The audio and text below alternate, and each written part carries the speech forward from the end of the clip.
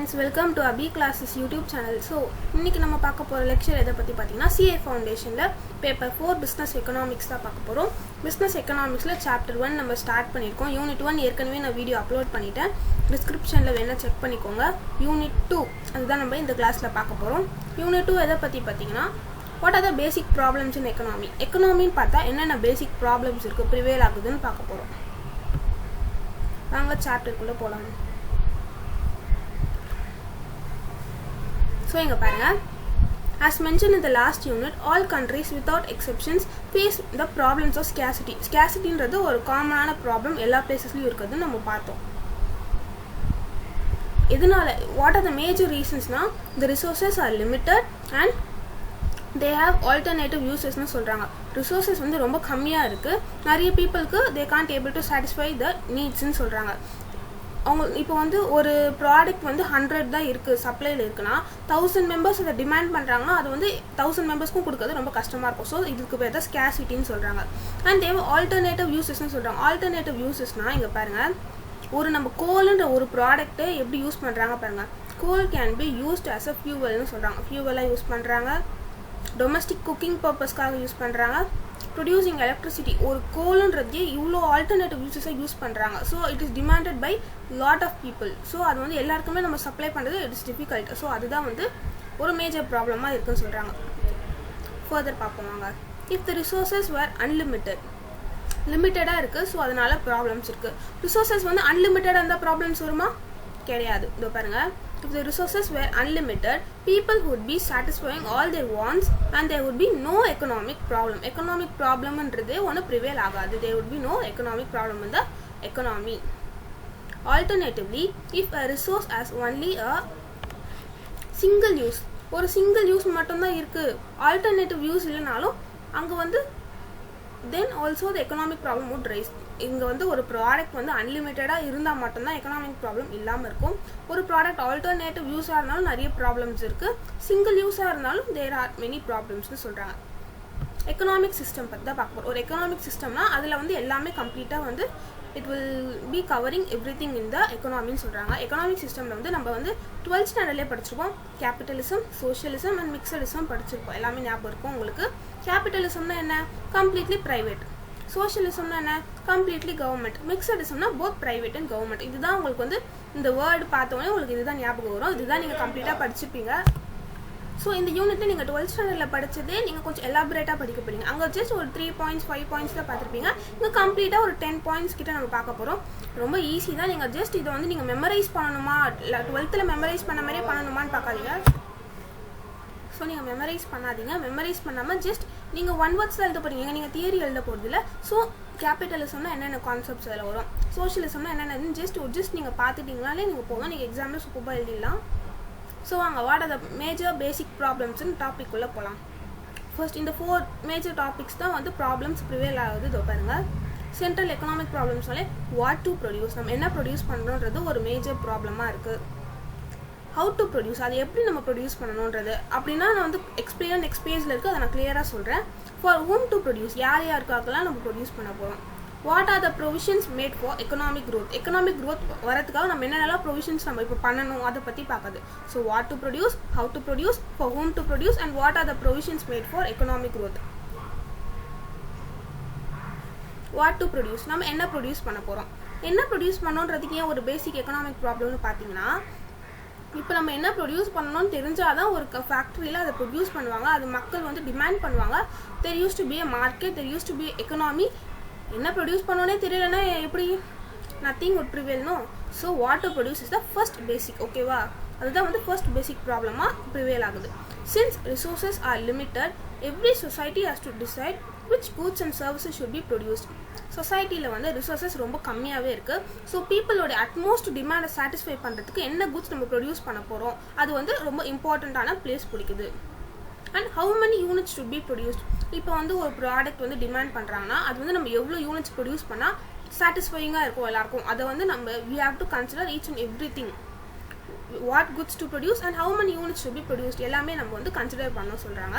And economy has to decide whether more guns should be produced or butter should be produced. இப்போ ஒரு பிளேஸ்ல ஒரு economy வந்து இப்போ வந்து மிலிட்டரி சைட்னா அங்கே வந்து மோர் கன்ஸ் டிமாண்ட் பண்ணுவாங்க. ஸோ அது ரிலேட்டட் ப்ரொடக்ஷன் பண்ணால் அங்கே வந்து சூப்பராக இருக்கும். இப்போ ஜஸ்ட் ஹவுஸ் ஹோல்ட்ஸ் இருக்கிற பிளேசஸில் வந்து பார்த்தீங்கன்னா நீங்கள் வந்து டெய்ரி ப்ராடக்ட்ஸ், மில்க் ப்ராடக்ட்ஸ், இந்த மாதிரி பட்டரி ப்ராடக்ட்ஸ், இந்த மாதிரி ப்ராடக்ட்ஸ் நீங்கள் ப்ரொடியூஸ் பண்ணிங்கன்னா ரொம்ப சக்ஸஸ்ஃபுல்லாக ஓடும். ஸோ எந்தெந்த பிளேசஸ்க்கு ஏற்ற மாதிரி நம்ம ப்ரொடியூஸ் பண்ணுறதும் so what to produce plays an important role. whether capital goods produce பண்ணுமா இல்லை கன்சியூமர் குட்ஸ் ப்ரொடியூஸ் பண்ணுமா. இது எல்லாமே கேபிட்டல் குட்ஸ், கன்சியூமர் குட்ஸ் அப்படின்னா என்னன்னு தெரியலன்னா பாருங்க. கேபிட்டல் குட்ஸ்னால் ஒன்றுமே இல்லை, கன்சியூமர் குட்ஸை ப்ரொடியூஸ் பண்ணுற மிஷின்ஸ், எக்யூப்மெண்ட்ஸ் அதை பற்றிலாம் நம்ம சொல்கிறது பார்த்தா கேபிட்டல் குட்ஸ். கன்சியூமர் குட்ஸ்னால் நம்ம கன்சியூம் பண்ணுற, நம்ம யூஸ் பண்ணுற குட்ஸ் தான் கன்சியூமர் குட்ஸ். ஸோ நம்ம கேபிட்டல் குட்ஸ் ப்ரொடியூஸ் பண்ணுமா, என்ன குட்ஸ் நம்ம ப்ராப்பராக ப்ரொடியூஸ் பண்ண போகிறோம், என்ன நம்ம பண்ண போகிறோன்ற ஒரு ஐடியா தெரிஞ்சுக்கிட்டு தான் நம்ம ப்ராப்பராக ஒர்க் பண்ணணும். ஸோ என்ன ப்ரொடியூஸ் பண்ண போகிறோன்றதுக்கு நம்ம அவ்வளோ திங்ஸ் நம்ம யோசிக்க வேண்டியது இருக்குது. ஸோ அதுதான் வந்து ஃபர்ஸ்ட் பேசிக் ப்ராப்ளமாக இருக்குது. Not only the society has to decide about what goods are to be produced, but also in what quantities, எவ்வளோ குவான்டிட்டிஸில் ப்ரொடியூஸ் பண்ணுன்றதும் ஒரு பெரிய ப்ராப்ளமாக இருக்குது. So what to produce, everyone understood right? Okay, how to produce. How to ப்ரொடியூஸ்னால் என்ன, machines வச்சு தான் நீங்கள் யோசிப்பீங்க. பட் இல்லை, ஹவு டு ப்ரொடியூஸில் வந்து நிறைய மெத்தட்ஸ் இருக்குது. தேர் ஆர் ஆல்டர்னேட்டிவ் டெக்னிக்ஸ்ன்னு சொல்கிறாங்க. எதுக்குன்னா production of cotton இப்போ எக்ஸாம்பிளாக they have taken. So production of cotton involves hand looms they can use, power looms they can use, automatic looms they can use. hand loomsனா என்ன, ஹேண்ட்லேயே நம்ம looms வந்து தைக்கிறது.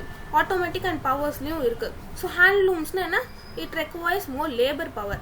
see here, it requires more labor power. but in automaticல வந்து நிறைய machines தான் தேவை, labours அவ்வளோ தேவையில்லை. ஜஸ்ட் மிஷின்ஸ் இருந்தாலே போதும். இங்கே வந்து நம்ம லேபருக்கு ஸ்பெண்ட் பண்ணுற காஸ்ட்டு அங்கே வந்து மிஷினுக்கு ஸ்பெண்ட் பண்ண போகிறோம். ஸோ எதில் பண்ணால் ரொம்ப எஃபிஷியண்ட்டாக இருக்கும், எதில் பண்ணால் குவாலிட்டி சூப்பராக இருக்கும், அதை பற்றிலாம் நம்ம வந்து எப்படி ப்ரொடியூஸ் பண்ணணுன்றது ஒரு பேசிக் ப்ராப்ளமாக இருக்குன்னு சொல்கிறாங்க. Next,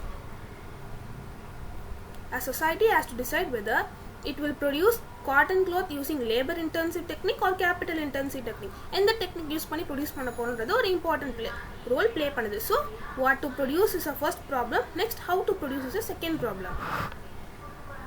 Likewise, for all goods and services, it has to decide whether to use labor intensive technique or capital. இதே தான் நாங்கள் திருப்பி சொல்கிறாங்க. Obviously, the choice would depend on the availability of the factors of production. இப்போ ஒரு area இருக்குன்னா அது பக்கத்தில் வந்து depends on factors of production வச்சு தான் அவங்க டிசைட் பண்ணுவாங்க.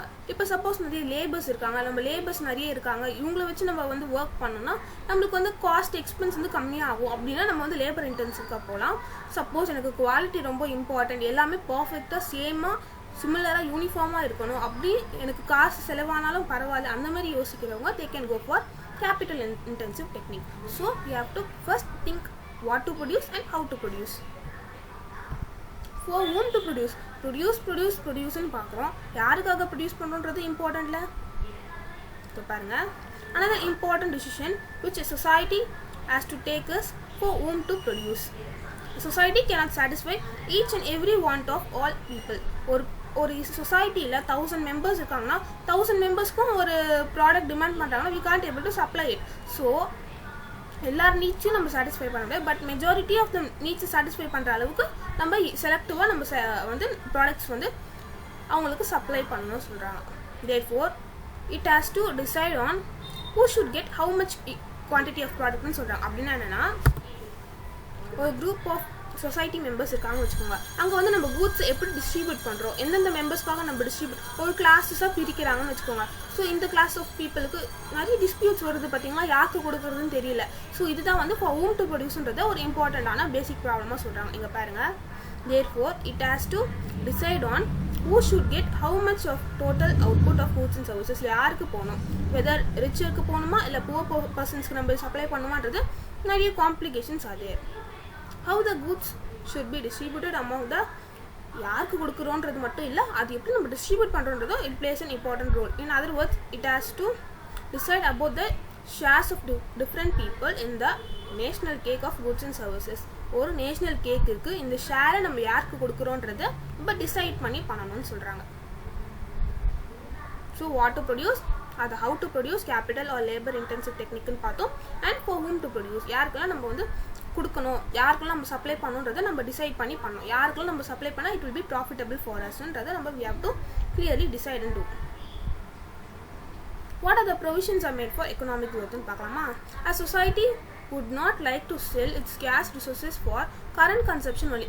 இங்கே பாருங்கள், what are the provisions for economic க்ரோத்னா சிம்பிளாக என்னென்னா, if we are producing 10,000 products இப்போ ப்ரொடியூஸ் பண்ணுறோன்னா அது 10,000 ப்ராடக்ட்ஸுமே இப்போயே நம்ம கன்சியூம் பண்ணிட்டோம்னா நம்ம ஃபியூச்சர் ஜென்ரேஷன்ஸ்க்கு நம்ம எந்த ப்ராடக்ட்டுமே விட்டு வைக்கலன்னா அவங்க ரொம்ப சஃபர் பண்ணுவாங்களே. நம்ம ஃபியூச்சர் ஜென்ரேஷன்ஸ்க்கும் நம்ம என்னென்னலாம் நம்ம யூஸ் பண்ணுமோ அதெல்லாம் நம்ம அவங்களுக்கும் நம்ம கொஞ்சமாச்சும் அட்லீஸ்ட் சேவிங்ஸ் பண்ணி வைக்கணும். ஸோ சேவிங்ஸ் அண்ட் இன்வெஸ்ட்மெண்ட் பற்றி தான் இங்கே பார்க்குறாங்க.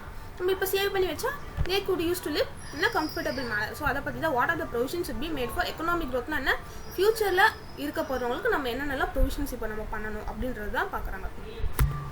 So society has to decide how much saving and investment must be made in the society. அது ஒரு பிளேஸ் அண்ட் இம்பார்ட்டன்ட் ரோல். நம்ம இப்போ மட்டும் யூஸ் பண்ணுறதை பற்றி நம்ம யோசிக்கக்கூடாது, ஃபியூச்சர் பற்றி we have to thinkன்றதா சொல்கிறாங்க. So what are the major 4 problems, what to produce, how to produce, for whom to produce, and what are the provisions to be made for economic growth.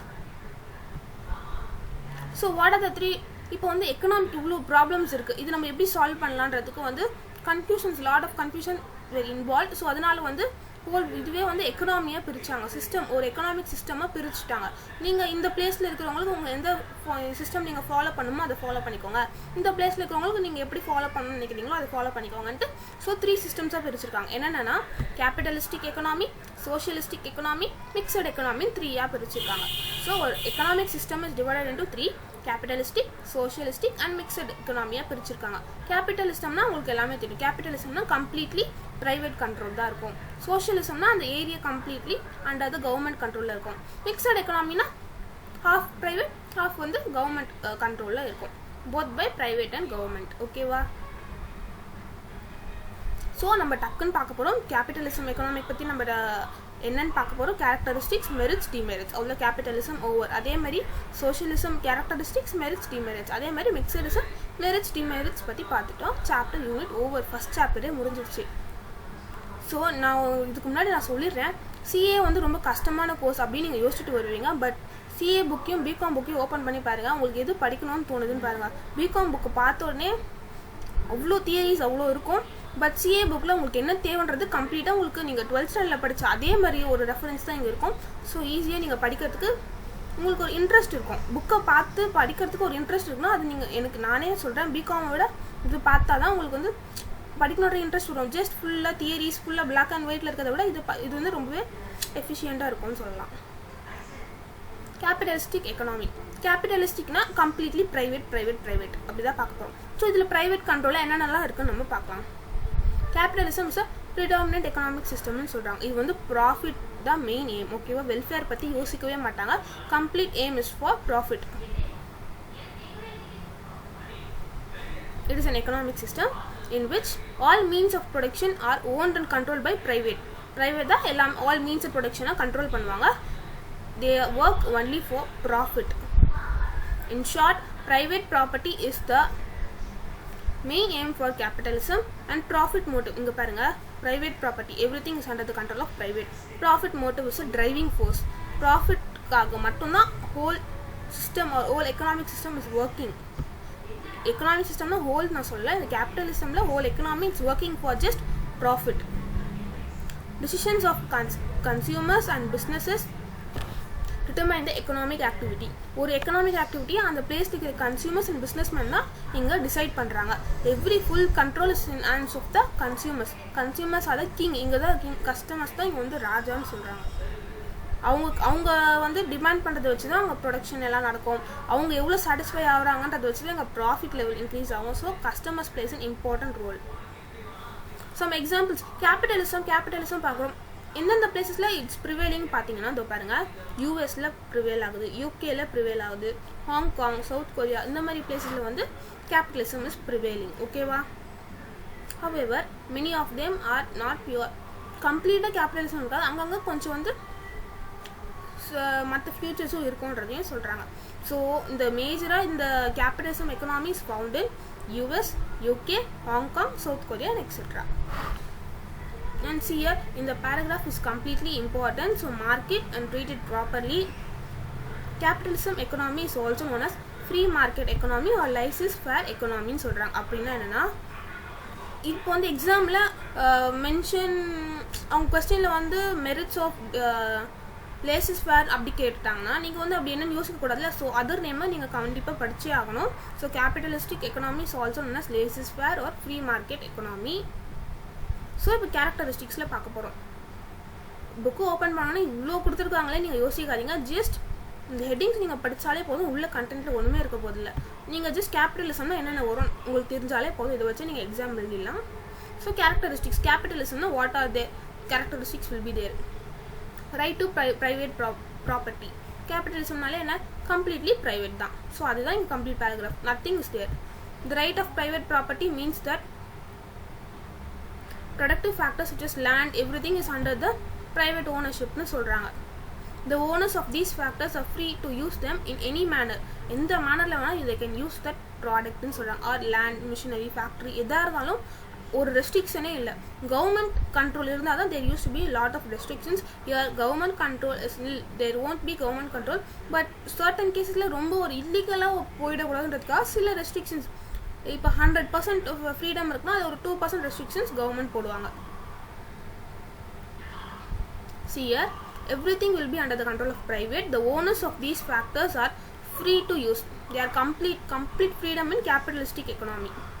In any manner they can use ன்னு சொல்கிறாங்க. ஓகேவா? The government may however put some restrictions. Complete control இருக்காது. There used to be some restrictions for the benefit of the society. Illegal product produce பண்ணுற கம்பெனியை நம்ம வந்து சொசைட்டிக்குள்ளே விட்டுட்டாங்கன்னா society use to be a great dangerன்னு சொல்லலாம். ஸோ அதனால் அதெல்லாம் அவாய்ட் பண்ணுறதுக்காக some restrictions they use to இம்போஸ்ன்னு சொல்கிறாங்க. சியர் government may however put some restrictionsன்னு சொல்கிறாங்க. ஃபர்ஸ்ட் பாயிண்ட் என்ன பார்த்தோம், private control. Everything is under private control. Freedom of enterprise. நான் சொன்னால இதே தான் பாருங்க, சேம் டாபிக் தான் திருப்பி ஒரு freedom of enterprise, freedom of economic choice, complete ஃப்ரீடம்குள்ளே தான் இது எல்லாமே வருது. ஃப்ரீடம் ஆஃப் என்டர்பிரைஸ்னா என்ன, கஸ்டமராக இருந்தாலும் சரி, they use to be producer or resource owner, whomever they may be is free to engage in any type of activity. Any type of activity they can engage themselves. என்ன type of product வேணாலும் they can produce without any restrictions. அதே தான் சொல்கிறாங்க, complete freedom. Producer is free to setup. இப்போ suppose இன் socialistic economy வந்து if they want to start a company means there are a lot of procedures involved in that. Government கிட்ட இருந்து இவ்வளோ approval வாங்கணும், இத்தனை ஆஃபீஸர்ஸ் கிட்ட இருந்து சைன் வாங்கணும், அப்ரூவல் வாங்கணும், lot of restrictions used to be there. But in this capitalistic economy there is no such restrictions. Everything is complete freedom is given to all the producers னு சொல்கிறாங்க.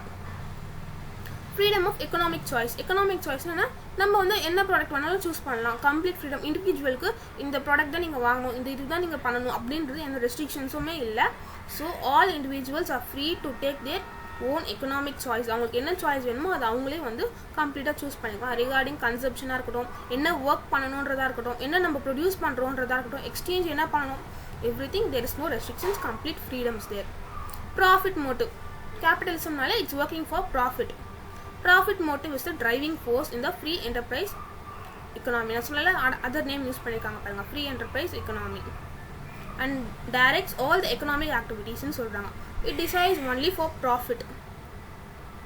So profit motiveல போறதுனால there used to be complete efficiency இருக்கும். ஒர்க்ல வந்து எப்படி சொல்றது, பக்காவாக இருக்கும் ஒர்க். ஸோ ப்ராஃபிட் வேணும்னா நம்ம வந்து சூப்பராக ஒர்க் பண்ணோம், ஆனால் வந்து at the same time welfare சுத்தமாக இருக்காது. ஏன்னா ப்ராஃபிட் மட்டுமே ஏமா வச்சுட்டுக்கோங்க, கஸ்டமர்ஸோட வெல்ஃபேர், சொசைட்டியோட வெல்ஃபேர் பற்றி தே won't think. அவர் ஜஸ்ட் அப் டு 5% கூட யோசிக்க மாட்டாங்க. கம்ப்ளீட்டாக ப்ராஃபிட் தான் they use to work.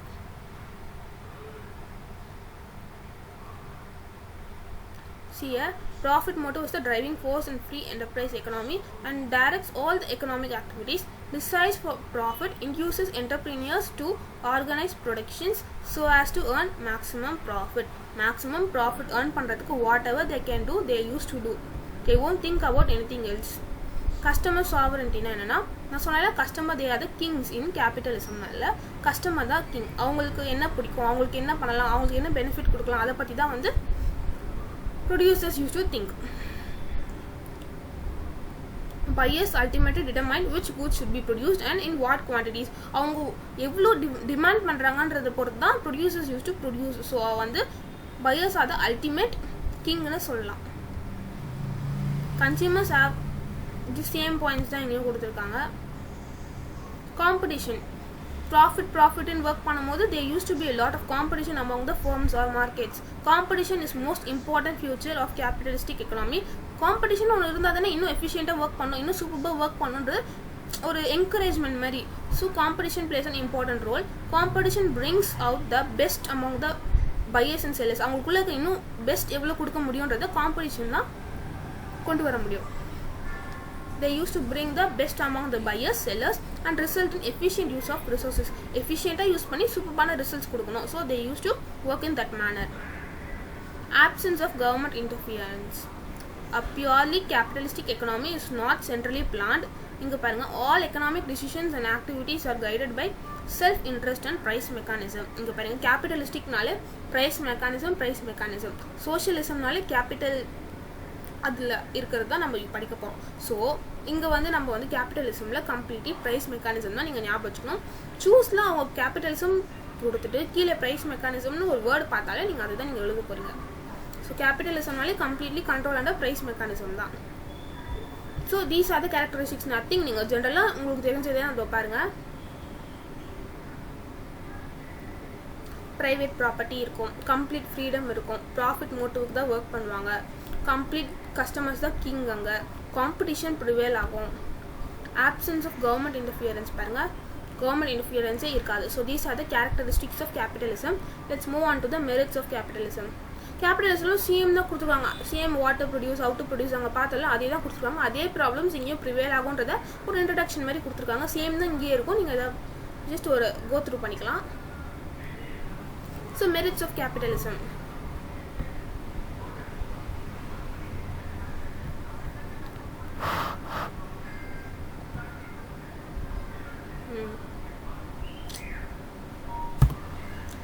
Merits of capitalism. Capitalism நோட merits. What are the advantages of capitalism? What are the good in capitalism? அதை பற்றி பார்க்க போகிறோம். Capitalism is self-regulating. நீங்கள் ஃபுல்லாக கம்ப்ளீட்டாக படித்து டைம் வேஸ்ட் பண்ணணும். இல்லை ஒரு லைன் எடுத்திங்கன்னா அது மெயின் பாயிண்ட் என்னன்றது கண்டென்ட் நீங்கள் மட்டும் தெரிஞ்சுக்கிட்டா போதும். அதை வச்சு நீங்கள் எக்ஸாமில் உங்களுக்கு டேரெக்டாக இந்த கொஸ்டின் அப்படியே இந்த லைன் கொடுத்து உங்களுக்கு கொஸ்டின் கேட்க போகிறதில்ல, ஜென்ரலாக தான் கேட்க போகிறாங்க. நீங்கள் எவ்வளோ அண்டர்ஸ்டாண்ட் பண்ணியிருக்கீங்கன்றதை வச்சு தான் உங்களால் அங்கே எக்கனாமிக்ஸ் பொறுத்த வரைக்கும் மார்க் கெயின் பண்ண முடியும். ஸோ நீங்கள் இங்கே மெமரைஸ் பண்ணுறது இட்ஸ் அட்ட வேஸ்ட்டுன்னு நான் சொல்லுவேன். 12th ஸ்டாண்டர்ட் பொறுத்த வரைக்கும் கம்ப்ளீட் மெமரைஸ் தான் உங்களை வந்து சென்டம் ஸ்கோர் பண்ண ஹெல்ப் பண்ணும். பட் இங்கே மெமரைஸ் மட்டும் பண்ணவே பண்ணாதீங்க. கம்ப்ளீட் அண்டர்ஸ்டாண்ட் அந்த கான்செப்ட்னா அந்த டாப்பிக்கில் என்னென்ன இருக்குது தெரிஞ்சால் போதும், அவ்வளோதான். மெமரைஸ் பண்ணவே தேவையில்லை. ஸோ நான் என்ன சொன்னேன், கேபிட்டலிசம்னாலே they used to be price mechanism. First point over. So private property, everything is under the control of private and profit motive தான். டிரைவிங் ஃபோர்ஸ் வந்து ப்ராஃபிட் மோட்டிவ் தான். ப்ராஃபிட் மோட்டிவ்னால என்ன அட்வான்டேஜ்னா வந்து நமக்கு ரொம்ப எஃபிஷியன்சியாக கிடைக்குது ப்ராடக்ட்ஸு அண்ட் இன்சென்டிவ்ஸ். நீங்கள் கேபிட்டலிசம் பொறுத்த வரைக்கும் என்னென்னா நீங்கள் ரொம்ப சூப்பராக ஒர்க் பண்ணுறீங்க, எனக்கு ரொம்ப ப்ராஃபிட் தரீங்கன்றதுக்காக அவங்களுக்கு இன்சென்டிவ்ஸ் போனஸ் மாதிரி ஒர்க்கர்ஸ் கொடுப்பாங்க. பட் சோஷியலிசமில் கவர்மெண்ட் அந்த மாதிரி கொடுக்கவே மாட்டாங்க. நீங்கள் என்ன ஒர்க் பண்ணாலும் கொடுக்கறது தான் சம்பளம் கொடுப்பேன், இன்சென்டிவ்ஸ் கொடுக்கவே மாட்டாங்க. பட் ஏன்னா கேபிட்டலிசமில் ஒரு இம்பார்ட்டண்ட்டான அட்வான்டேஜ்னா incentives to workers or work. The process of economic growth is இந்த மாதிரி ப்ராஃபிட்காக ஒர்க் பண்ணுற எக்கனாமிக்கில் தான் economic growth will be in a peakன்னு சொல்லலாம். எக்கனாமிக் இப்போ வந்து நார்மலாக சோஷியலிசம் வெல்ஃபேர்க்காக ஒர்க் பண்ணுறதை விட ப்ராஃபிட் மோட்டிவில் ஒர்க் பண்ணுற சொசைட்டி தான் used to be in a better economic position. So that is only in this point. So resources are used in activities in which they are most productive. This results in optimum allocation of available resources. இங்கே பாருங்க, ரிசோர்ஸஸை நம்ம ஆப்டிமமாக use பண்ணி maximum profit கொண்டு வரணும். So இந்த மெயினில் தான் capitalism is working. So இங்கே வந்து ரிசோர்ஸஸை ரொம்பவே வந்து ஆப்டிமமாக they use without any waste பண்ணவே அவங்க மாட்டாங்க. There is usually high degree of operative efficiency கம்ப்ளீட்டாக இருக்கும். Same points used to repeat sometimes. So what are these? Private mechanism, profit motive, most productive, efficiency, incentives for work and high degree of operative efficiency. Just main highlight பண்ணிருக்க points மட்டும் நீங்கள் underline பண்ணி வச்சு படிச்சுக்கிட்டாலே போதும். ஃபுல்லாக உட்காந்து படித்து memorise பண்ணுன்றது இங்கே தேவையில்லை. Capitalist system offer incentives for efficient economic decisions and implementation. Effective. நீங்கள் வந்து ரொம்ப சூப்பராக ஒர்க் பண்ணாலும் சரி, ஒரு சூப்பரான எக்கனாமிக் டிசிஷன்ஸ் கொடுத்தாலும் சரி, ஏதாவது ஒரு இம்ப்ளிமெண்ட் பண்ணாலும் சரி, நீங்கள் என்ன பண்ணாலும் உங்களுக்கு நாங்கள் இன்சென்டிவ்ஸ் கொடுப்போம், உங்களுக்கு வந்து நாங்கள் எக்ஸ்ட்ரா போனஸ் மாதிரி கொடுப்போம் அப்படின்னு வந்து கேபிட்டலிஸ்டிக் சிஸ்டம் சேயிங். ஓகேவா? Consumers are benefited as competition forces producers to bring in large variety of good quality products. Superb competition, profit motive, efficiency இதெல்லாம் இருக்கிறதுனால consumers are benefited with a better product ஆல consumers are benefited னு சொல்றாங்க. Capitalism offers incentives for same thing is repeated. It provides incentives for innovation and technology. Everything it used to provide incentives.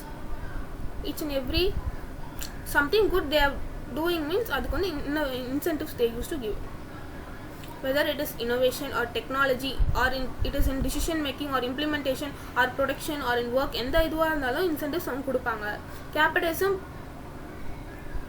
preserves fundamental rights such as capitalism la right to freedom kudukranga, right to private property they are giving, and there is complete freedom and autonomy. இங்க வந்து இதோட main அட்வான்டேஜ்னாலே complete freedom தான் first point. ஓகேவா? என்னென்ன freedom? Right to freedom இருக்கு, right to private property இருக்கு, என்ன வேணா ஆக்டிவிட்டி வேணாலும் பண்ணலாம், என்ன ப்ராப்பர்ட்டி வேணாலும் அக்வயர் பண்ணலாம் வித்தவுட் எனி ரெஸ்ட்ரிக்ஷன்ஸ். ஸோ இதுதான் வந்து மேஜர் அட்வான்டேஜஸில் ஒரு இம்பார்ட்டண்டான பாயிண்ட். நீங்கள் நல்லது பண்ணால் ரிவார்ட் கொடுப்போம், கெட்டது பண்ணால் பனிஷ்மெண்ட் கொடுப்போம். அதுதான் capitalistic economy. Capitalism rewards men with initiatives and பனிஷ்மெண்ட்டும் கொடுக்கும். பனிஷஸ் வித் இன்எஃபிஷியண்டாக நீங்கள் ஏதாவது பண்ணீங்கன்னா அதுக்கு பனிஷ்மெண்ட்டும் கொடுப்பாங்க. ஸோ அதான் reward for initiatives and punishment for inefficiency. So capitalism usually functions in a democratic framework னு சொல்றாங்க. It encourages the enterprise அதில் ஒர்க் பண்ணுற எம்ப்ளாயீஸ்க்கு என்கரேஜ் பண்ணி அவங்க வந்து பெனிஃபிட் ப்ராஃபிட் வரதுக்காக அவங்க வந்து இன்சென்டிவ்ஸ் கொடுத்து ஹெல்ப் பண்ணிக்கிட்டே இருக்கும். பட் அவங்களுடைய வெல்ஃபேருக்கு யோசிக்குமானா சுத்தமாக யோசிக்காது. ஒன்லி ப்ராஃபிட்காக தான் இவங்களுக்கு இந்த இன்சென்டிவ்ஸே கொடுக்குறாங்க. ப்ராஃபிட் வரணுன்றதுக்காக அவங்களுக்கு வந்து இன்சென்டிவ்ஸ் கொடுக்குறாங்க. ஸோ டிஸ்அட்வான்டேஜ் ஒரு டிமெரிட்ஸில் கம்ப்ளீட்லி வந்து அவங்க வெல்ஃபேரை பற்றி யோசிக்க மாட்டாங்க. அதுதான் வந்து நம்ம we are going to see it. Demerits of capitalism. See here, there used to be a vast economic inequality and social injustice in capitalism னு சொல்கிறாங்க. கேபிட்டலிசமில் எக்கனாமிக் இன்இக்வாலிட்டி இருக்குது. ஒரு ஈக்குவாலிட்டியே பார்க்க மாட்டாங்க. ப்ராஃபிட்காக என்ன வேணாலும் பண்ணுவாங்க. So each and every members are ஈக்குவல்னு அவங்க பார்க்கவே மாட்டாங்க. சோஷியல் இன்ஜஸ்டிஸாக இருக்கும். ஒரு ஜஸ்டிஸே இல்லாமல் இன்ஜஸ்டிஸ் இல்லீகலாக எல்லாமே பண்ணுற மாதிரி இருக்கும் ப்ராஃபிட்காக. Inequalities reduces the aggregate economic welfare. இதை பாருங்கள், வெல்ஃபேர் பற்றி யோசிக்கவே மாட்டாங்க. வெல்ஃபேர் பற்றி அவங்க வந்து கன்சிடரே பண்ணிக்க மாட்டாங்க. ஜஸ்ட் ப்ராஃபிட் பற்றி தான் அவங்களோட மெயின் ஏமாக இருக்கும். ஸோ இதனால இட் ரெடியூசஸ் த எக்கனாமிக் வெல்ஃபேர்னு சொல்கிறாங்க. அந்த எக்கனாமியே ஹேவ்ஸ் நாட்னு பிரிக்கிறாங்க. அப்படின்னா என்னன்னா ரிச் புவர், காசு இருக்கிறவங்க ஹேவ்ஸ், காசு இல்லாதவங்க ஹேவ் நாட்ஸ்னு பிரிக்கிறாங்க. ஸோ ரிச்சர் பீப்புளை ஒரு மாதிரி பார்க்கறதும் புவர் பீப்புளை ஒரு மாதிரி பார்க்கறதும் தான் capitalistic economy.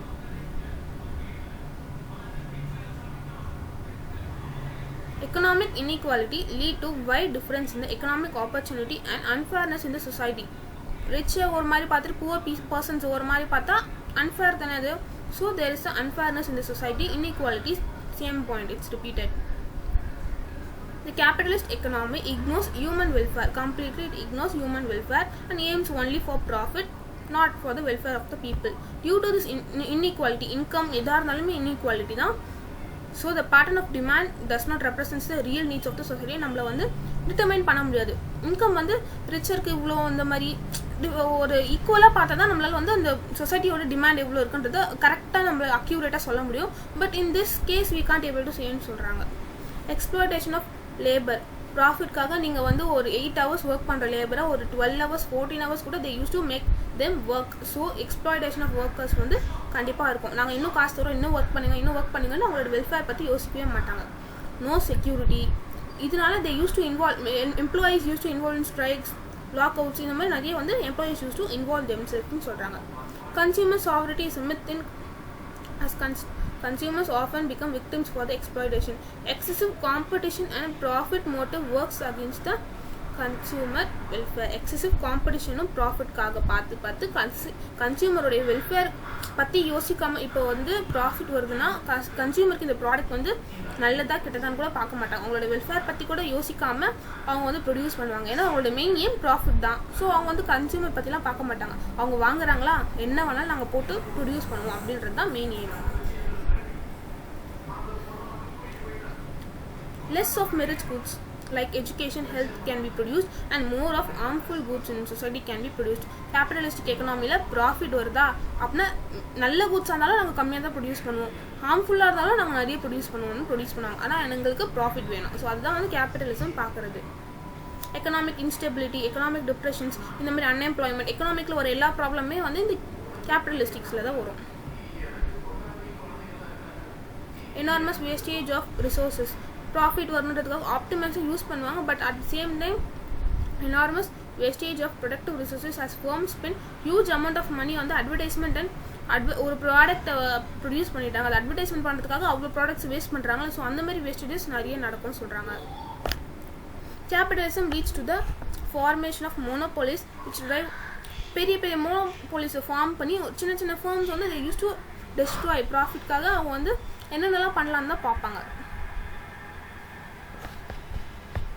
Excessive materialism as well as conspicuous and unethical consumption leads to environmental degradation சொல்கிறாங்க. So these are the demerits of capitalism concept கம்ப்ளீட்டாக முடிஞ்சிச்சு. கேரக்டரிஸ்டிக்ஸ் பார்த்தோம், மெரிட்ஸ் பார்த்தோம், டிமெரிட்ஸ் பார்த்தோம். இப்போ வந்து சோஷியலிசமுக்கு டக்குன்னு போனாங்க. Socialistic economy. Socialistic economy is nothing but complete control under government. This concept was propounded by Karl Marx and Friedrich Engels. Name important ah mark பண்ணி படிச்சுக்கோங்க. In their book they mentioned that Communist Manifesto இந்த bookல they have mentioned this 1848. இந்த first para complete வந்து mark பண்ணி படிச்சு வச்சுக்கோங்க. Socialistic economy is nothing but entire control is under the control of government or it's under the control of state அப்படி சொல்லலாம். It is also known as command economy or central planned economy. Other names படிச்சுக்கணும். Resources are allocated according to the demands of இப்போ வந்து நான் வந்து capitalistic எக்கனாமியில் வந்து நம்ம price mechanism பற்றி பார்த்தோம்ல, அதே மாதிரி சோஷியலிஸ்டிக் எக்கனாமியில் complete control is central planning authority. Price mechanism means capitalism, central planning authority means socialism. ஓகேவா? Market forces have no role yet, complete roles under with government. Here இங்கே வந்து ப்ராஃபிட் மோட்டிவே பார்க்க மாட்டாங்க. Complete they used to see for welfare. Maximizing the welfare of the community is the main aim. What are the characteristics of economy?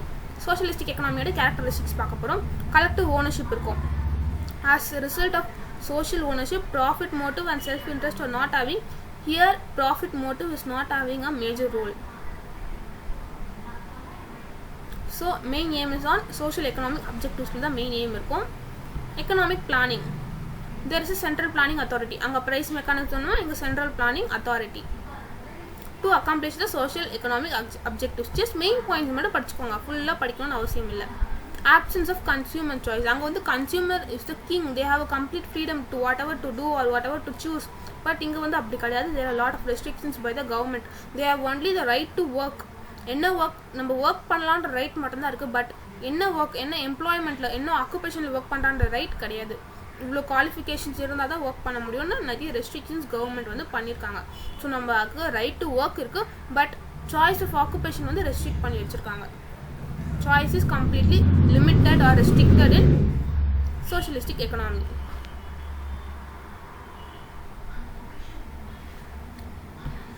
Relatively equal income distribution. அங்கே வந்து unequal distribution or unequal distribution of income மட்டும் இல்லை, எல்லாமே பார்த்தோம். இங்கே வந்து complete equal distribution of every thing.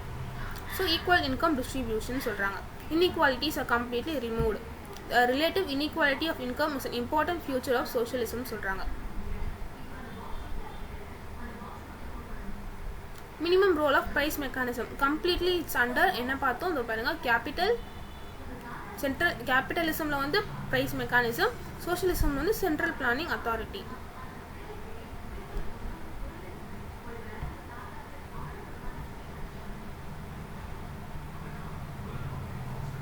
C minimum role of price mechanism or market ஃபோர்ஸஸ்க்கு இங்கே ரோலே கிடையாது. Price mechanism exist in socialistic economy, but it has only a secondary role. இங்கே ஒரு சின்ன ஒரு 100%ல ஒரு 15% ரோல் தான் இருக்குது. So it act as a secondary role தான், major role it won't act. Here price prevailing in socialism is administered price. இது வந்து சூஸ்ல கேட்க நிறைய சான்சஸ் இருக்கு. What is the price prevailing in socialism? administered price is prevailing. ஓகேவா? absence of competition. capitalismல complete competition, complete profit, but here it's completely social welfare, so absence of competition. USSRல socialistic economy வந்து 1917 to 1990 it prevailed. But இப்போனா இல்லை 1990 வரைக்கும் தான் ப்ரிவேல்ட் ஆயிருந்தது. But இப்போ திடீர்னு கேட்குறாங்க, இப்போ வந்து யூஎஸ்எஸ்ஆரில் வந்து சோஷியலிசம் ப்ரிவேலிங்கான்னு சூஸில் கேட்டால் இப்போ இல்லை, பட் 1970 to 1990 தான் ப்ரிவேல் ஆயிருக்கும் நீங்கள் எழுதணும். வாட் ஆர் த அதர் எக்ஸாம்பிள்ஸ்னா socialism is prevailing in China it's completely under control of government. ஓகேவா? Cuba, North Korea, Vietnam. So இதுதான் வந்து எக்ஸாம்பிள்ஸ். ஓகேவா? So merits of socialism: equitable distribution of wealth and income, complete equal distribution நம்ம பார்த்துட்டோம் ஏற்கனவே, அது வந்து அட்வான்டேஜ். ஓகேவா? rapid and balanced economic growth, ப்ராஃபிட்னாலும் பேலன்ஸ்டு எக்கனாமிக் growth இருக்கும். It's a planned economy. ஓகேவா? பெட்டர் யூட்டிலைசேஷன் ஆஃப் ரிசோர்ஸஸ் இருக்கும். வெல்ஃபேர்க்காக பார்க்குறதுனாலும் பெட்டர் யூட்டிலைசேஷன் ஆஃப் ரிசோர்ஸஸ் இருக்கும். No wastage of resources. அங்கே அட்வர்டைஸ்மெண்ட் அந்த மாதிரி ப்ராஃபிட்காக நிறைய ரிசோர்ஸஸ் வேஸ்ட் பண்ணுவாங்க. But here no wastage of resources. It is a planned economy, so unemployment is minimized. Unemployment is government control இருக்கனால, so unemployment will be minimized. But in capitalism, unemployment prevails. Business fluctuations also eliminated. Stability is brought. Complete stability இருக்கும். Standard living இருக்கும். Better welfare. It works for better welfare of the society. Right to work இருக்கு, but ஆனால் minimum standard of living தான். Right to work இருக்குது, but என்ன occupation பண்ணலாம் அது வந்து மினிமமாக தான் இருக்குது. நமக்கு வந்து அங்கே பார்த்தோன்னா கேபிட்டலிசம்ல கம்ப்ளீட் ரைட்ஸ் எல்லாத்துக்குமே இருக்குது, பட் இங்கே வந்து அப்படி இல்லை, சர்டன் ரெஸ்ட்ரிக்ஷன்ஸ் இருக்குது. Laborers and consumers are protected from the exploitation. Capitalism they are completely exploited just to earn the profit. But here வந்து social welfare பார்க்கறதுனால they are protected from such exploitations ன்னு சொல்கிறாங்க. There is provision for comprehensive social security under socialism, and this makes citizens feel secure. Secure வந்து citizen வந்து government control இருந்தா they used to feel secure ன்னு சொல்றாங்க. செக்யூர்னா சேஃபா feel பண்ணலாம்னு சொல்றாங்க. அடுத்து demerits. Demerits என்ன? Socialism involves the bureaucracy இருக்கும், corruptions இருக்கும், red tapeism இருக்கும். இதெல்லாம் government control இருந்தாலும் கூட these demerits used to happen. It restricts the freedom for the individuals. அங்க வந்து complete freedom இருக்கு. It restricts the freedom. Okay. Socialism takes away the basic right. அங்க வந்து complete rights, complete freedom கொடுக்குறாங்க. Basic rights இதை எடுத்துக்குது. So it is not provide the necessary incentives. Capitalism வந்து profit உருவாக்கணுன்றதுக்காக work பண்ணுங்கன்னு சொல்லி நிறைய incentives கொடுப்பாங்க. பட் socialism அப்படி கிடையாது. வெல்ஃபேர்க்காக தான் ஜஸ்ட் நீங்கள் ஒர்க் பண்ணால் போதுன்னு பார்க்கறதுனால incentives கொடுக்க மாட்டாங்க. Administrative price are not determined by the forces of market on basis of the negotiations between the buyer and seller. இந்த பாயிண்ட் படிச்சு வச்சுக்கோங்க. It is not determined by the negotiations between the buyer and seller ன்னு சொல்றாங்க. So demerits of socialism: state monopolies created but the socialism will sometime become uncontrollable போறதுக்கு chances இருக்கு. இது ஒரு டிமெரிட்டா இருக்கு. மோனோபோலி ஸ்டேட் வந்து கண்ட்ரோல் பண்ணாலுமே அது அன்கண்ட்ரோலபிளா போக நிறைய சான்சஸ் இருக்கு. Consumers have only limited freedom. Same point is repeated. No importance given for efficiency and productivity. Capitalism profit work பண்றதுனால நிறைய efficient work பண்ணுவாங்க. பட் இங்க வந்து efficiency and productivityக்கு அவ்வளவு importance கிடையாது. Labors are not rewarded means no incentives will be given. So these are the demerits, and complete socialism concept is completed. Characteristics we saw, merits and demerits completed. Okay, well, now we are moving on to mixed economy. Mixed economy is nothing but control is under both private and public, that is under both market and government ன்னு சொல்றாங்க. Mixed economic system depends on both market and government for allocation of resources. In fact, every economy in the real world makes use of both markets and government. ரெண்டுத்தை use பண்றது தான் ரெண்டுமே ரெண்டுத்துக்கு control கீழே இருக்கிறது போய் தான் mixed economy. India is best example for mixed economy. இந்தியாவில் வந்து கம்ப்ளீட் கண்ட்ரோல் அண்டர் கவர்மெண்ட்டும் இல்லை, கம்ப்ளீட் கண்ட்ரோல் அண்டர் ப்ரைவேட்டும் இல்லை, both control under both. It is under both between private and public கிட்ட தான் இருக்கு இந்தியாவில். Main aim is to develop mixed economy. என்ன? ப்ராஃபிட்டும் வேணும், வெல்ஃபேரும் வேணும், அதுதான். ஓகேவா? Just stories are given here. Main topics போலாங்க. Coexistence of private and public sector. இங்கே என்னென்ன இருக்கும்? ப்ரைவேட் செக்டாரும் இருக்கும், பப்ளிக் செக்டார்ஸும் இருக்கும், கம்பைன்டு ப்ரைவேட் அண்ட் பப்ளிக் செக்டார்ஸும் இருக்கும். ஸோ அந்த பெனிஃபிட் தான் வந்து மிக்சட் எக்கனாமியில் இருக்குது. ப்ரொடக்ஷன் அண்ட் ப்ரைவேட் செக்டரில் என்ன பண்ணுவாங்க, fully control by the private, self interest, profit motive, same thing use to prevail. கேபிட்டலிசமில் என்னென்னலாம் ப்ரிவேல் ஆகுமோ அது எல்லாமே வந்து மிக்சடிசமில் ப்ரைவேட் செக்டர்ஸில் ப்ரிவேல் ஆகும். பப்ளிக் செக்டர்ஸில் சோஷியலிசமில் என்னென்னலாம் ஆச்சோ அதெல்லாம் இங்கே வரும். Welfare, not profit orient, completely under the state, அதெல்லாம் வந்து பப்ளிக் செக்டரில் இருக்கும். கம்பைன்ட் செக்டரில் both government and private enterprise கீழே இருக்கும். வாட் ஆர் த மெரிட்ஸ்னா, what are the merits in capitalism சோஷியலிசமில் பார்த்தோமோ அதுதான் வந்து மெரிட்ஸ் ஃபார் மிக்சடிசம்னு சொல்கிறாங்க. Sheer price mechanism and competition force the private sector to promote.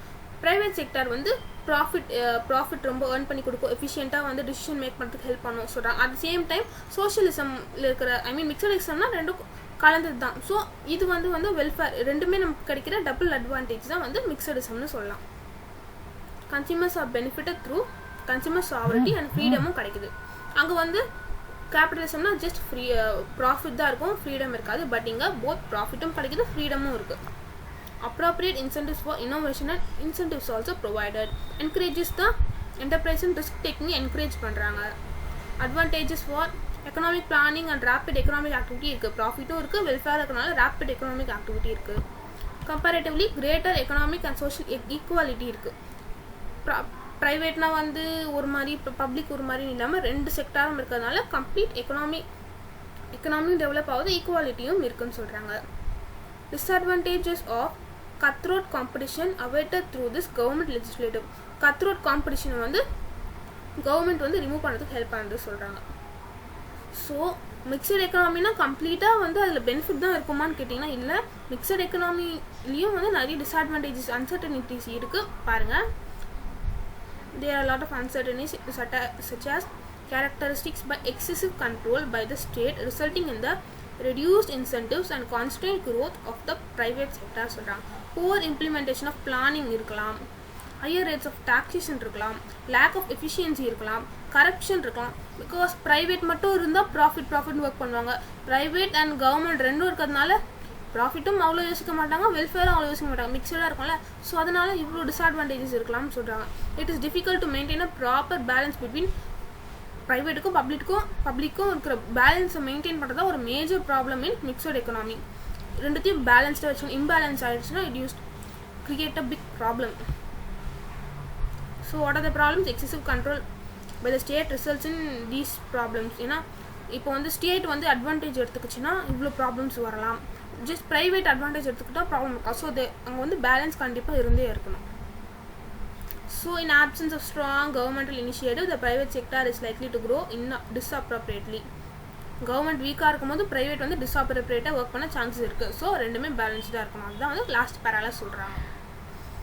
Complete chapter 1 completed, unit 2 also completed. This is all about capitalism, socialism and mixedism. Summary பார்க்கலாம் வாங்க. The basic problems of scarcity gives rise to many economic problems. Okay, scarcity தான் வந்து நிறைய economic problemsக்கு rice கொடுக்குது. Unlimited human activity and scarcity of resources leads to central economic problem. என்ன, what to produce, how to produce, for whom to produce, அதான் நம்ம கம்ப்ளீட்டாக இங்கே பார்த்தோம். The basic economic problems of what to produce, how and whom to produce are solved by different economics பார்த்தோம். Capitalism, socialism, மிக்சடிசமாக பிரித்து அந்த economic எது set ஆகுமோ அந்த மாதிரி ப்ரிவேல் பண்ணுறாங்க. Capitalistic economy uses the tools of, நான் சொன்னல கேபிட்டலிசம்னா ப்ரைஸ் மெக்கானிசம், சோஷியலிசம்னா சென்ட்ரல் பிளானிங் அத்தாரிட்டி அண்ட் மிக்சடிசம்னா both price mechanism and central planning authority. That's it. Our first chapter in economics is completed. 5 chaptersல first chapter சூப்பராக complete பண்ணிட்டோம். Next chapter 5 நம்ம வந்து பார்க்கலாம். ஸோ பாருங்கள், MCQs இருக்குது, ஒரு 40 MCQs கிட்டே இருக்குது. அதை நான் இப்போ டிஸ்கஸ் பண்ணனா வீடியோ லென்த்தாக போகும். ஸோ வந்து செப்பரேட் வீடியோ நான் உங்களுக்கு கிளியராக கம்ப்ளீட்டாக கொடுக்குறேன். அது கூடவே நீங்கள் வந்து இந்த யூனிட்டில் வந்து மெரிட்ஸ், டிமெரிட்ஸ் ஒருத்துக்குமே நிறைய இருக்குது, எனக்கு கன்ஃபியூசிங்காக இருக்குது அப்படின்னு நீங்கள் நினச்சிங்கன்னா நான் உங்களுக்கு வந்து மெரிட்ஸில் கேபிட்டலிசமில் என்ன மெரிட்ஸ், சோஷியலிசம் அதுமாரி ஒரு டிஸ்டிங்விஷ் மாதிரி போட்டு 3 பேஜஸில் கம்ப்ளீட் கான்செப்ட்ஸ் வர மாதிரி நான் உங்களுக்கு வந்து நோட்ஸ் ப்ரிப்பேர் பண்ணி வச்சுருக்கேன். அது உங்களுக்கு வேணும்னா கமெண்ட் பண்ணுங்கள். நான் உங்களுக்கு வந்து நெக்ஸ்ட் வீடியோவில் வந்து நான் ஷேர் பண்ணுறேன். MCQs கூட நான் அதுவும் ஷேர் பண்ணுறேன், அதுவும் உங்களுக்கு யூஸ்ஃபுல்லாக இருக்கும். அண்ட் நிறைய 1 words கூட நான் ப்ரிப்பேர் பண்ணி வச்சுருக்கேன், சூஸ் மாதிரி தான். ஸோ அதுவும் உங்களுக்கு வேணும்னா வீடியோவை பார்த்துட்டு தேவைன்னா கமெண்ட் பண்ணுங்கள், நான் கண்டிப்பாக ஷேர் பண்ணுறேன் நெக்ஸ்ட் வீடியோவில். So that's all about today's topic, guys. Next வீடியோவில் மீட் பண்ணலாம். This is your Abhi classes YouTube channel. இந்த வீடியோ பார்த்து உங்களுக்கு பிடிச்சிருந்துன்னா, இதை பார்த்துட்டு உங்களால் ஈஸியாக படிக்க முடிஞ்சது தோணுச்சுன்னா கண்டிப்பாக மறக்காமல் சப்ஸ்கிரைப் பண்ணிவிட்டு லைக் பண்ணிவிட்டு கமெண்ட்டில் எப்படி இருந்ததுன்னு உங்கள் எக்ஸ்பீரியன்ஸை ஷேர் பண்ணுங்கள். So thank you so much guys. Next வீடியோவில் மீட் பண்ணலாம். பாய்.